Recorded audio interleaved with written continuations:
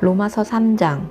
그러면 유대 사람이라고 해서 무슨 혜택이 있고 할례에는 무슨 가치가 있습니까? 여러모로 많습니다. 첫째는 그들이 하나님의 말씀을 맡았다는 것입니다.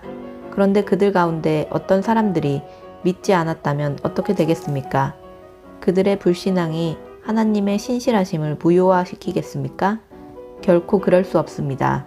사람은 다 거짓말쟁이라 해도 하나님은 진실하십니다.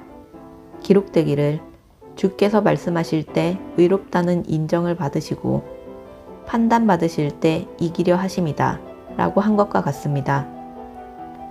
그러나 우리의 불의함이 하나님의 의를 드러나게 한다면 우리가 무슨 말을 하겠습니까? 내가 사람들이 말하는 논리대로 말해보면 하나님께서 우리에게 진노를 내리신다고 해서 불의하시다는 말입니까? 결코 그럴 수 없습니다. 만일 그렇다면 하나님께서 어떻게 세상을 심판하실 수 있겠습니까? 그러나 어떤 사람들은 반박할 것입니다. 내 거짓으로 인해 하나님의 진실하심이 더욱 풍성해져서 그분에게 영광이 됐다면 왜 내가 여전히 죄인으로 심판을 받느냐? 그리고 선을 이루기 위해 악을 행하자라고 말하지 않겠습니까? 어떤 사람들은 우리가 그렇게 말한다고 비방하니 그런 사람들은 심판받아 마땅합니다. 그러면 무슨 말을 해야 하겠습니까? 우리가 더 낫습니까? 결코 그렇지 않습니다. 유대 사람이나 그리스 사람이나 다 죄 아래 있다고 우리가 이미 선언했습니다. 기록되기를 의인은 없으니 하나도 없고 깨닫는 자도 없고 하나님을 찾는 자도 없다. 모두 곁길로 행해 다 쓸모없게 됐다. 선을 행하는 자가 없으니 하나도 없다. 그들의 목구멍은 열려있는 무덤이고 혀로는 거짓말만 일삼으며 그들의 입술에는 독사의 독이 있고 그들의 입에는 저주와 독설이 가득하다. 그들의 발은 피 흘리는 데 민첩하며 그들의 길에는 파멸과 참담함이 있어 그들은 평강의 길을 알지 못했다. 그들의 눈에는 하나님을 두려워함이 없다 라고 한 것과 같습니다. 율법이 말하는 것은 율법 아래 있는 자들에게 말하는 것임을 우리는 압니다. 이는 모든 입을 다물게 하고 온 세상이 하나님의 심판 아래 있게 하려는 것입니다. 그러므로 율법의 행위로는 하나님 앞에서 의롭다는 인정을 받을 육체가 없습니다.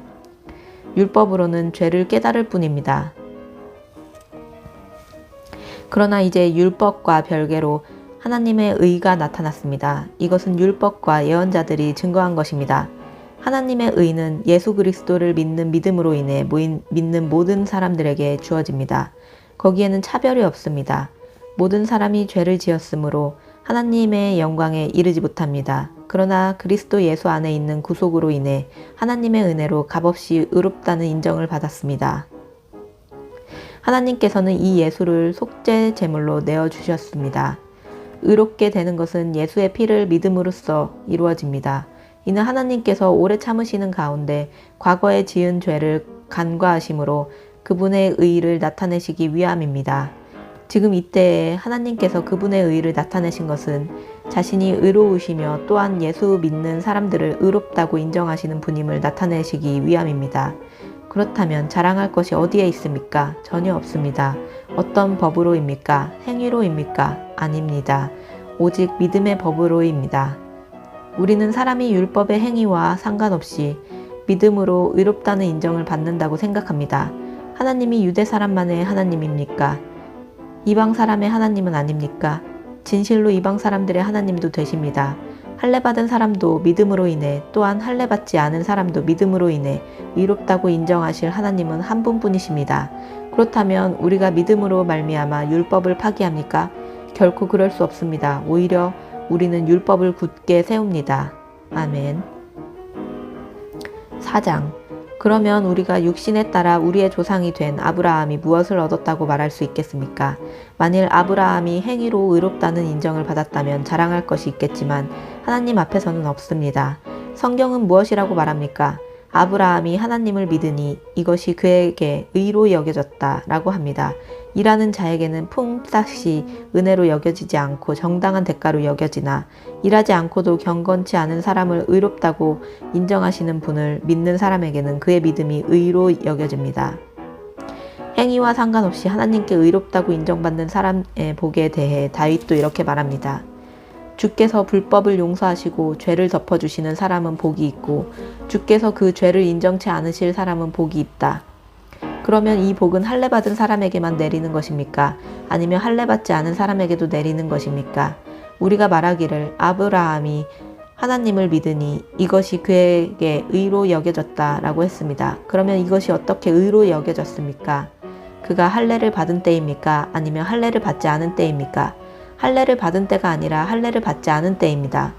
그가 할례의 표식을 받은 것은 할례를 받지 않았을 때 얻은 믿음의 의를 확증하는 것이었습니다.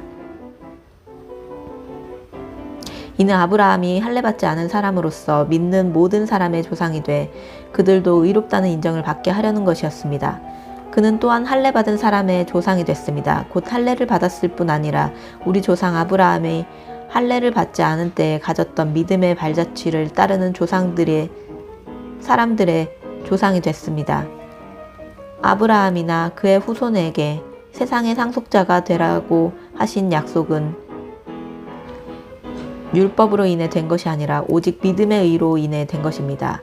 만일 율법을 따라 사는 사람들이 상속자가 된다면 믿음은 무효가 되고 약속은 파기됐을 것입니다. 왜냐하면 율법은 진노를 부르기 때문입니다. 율법이 없는 곳에는 범법함도 없습니다. 그러나 약속은 믿음으로 말미암습니다.